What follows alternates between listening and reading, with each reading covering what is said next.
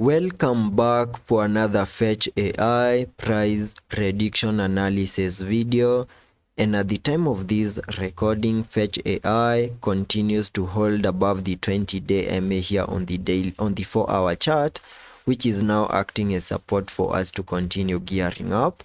We are also holding above a significant area of support at around the $0.45 mark, and as long as we continue holding above that key area of support, there are high chances that we can continue seeing higher prices and break above our significant high that we made at around the $0.58 to $1 mark. Fetch AI has also continued to obey the Elliot structures, and zooming out to give you a recap of what has been happening here on the charts, you can easily see that after getting our significant low down here on the 17th of August, we saw this massive push to the upper side, giving us a high above the $0.27 mark, completing the formation of this Elliott wave count 1 to the upper side. Then we started a bit of a pullback in the formation of this wave 2 in a move that fully maximized minimum target areas for the second wave, highlighted on the charts using this blue target area. Then we saw this push to the upper side in the formation of this wave 3, and after seeing the formation of that wave 3, we saw a bit of a pullback in the formation of this wave 5, and then finally we saw that massive pump in the formation of that wave 5, giving us a high above the $0.58 mark. And since we have now completed a 5-wave structure to the upper side, I now believe that Fetch AI has completed the formation of these Elliott wave count 1 to the upper side,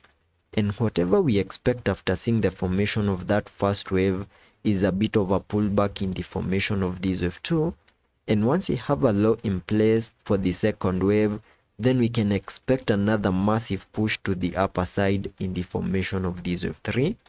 and the minimum target areas for the second wave can be given by connecting the Fibonacci's from the low of the first wave down there to the high of that wave 1, giving me a minimum pullback target area for the second wave between the Fib level 0.382 and the Fib level 0.618, and that is between the $0.4246 mark and the $0.3258 mark, which is the area that I have highlighted on the charts using this red target area. And there are chances that in the next coming hours, in case we continue seeing further weakness in the charts and also in the markets, and maybe at some point we lose our significant area of support at around the $0.45 mark, then we can easily get into this red target area, get a low in place for the second wave,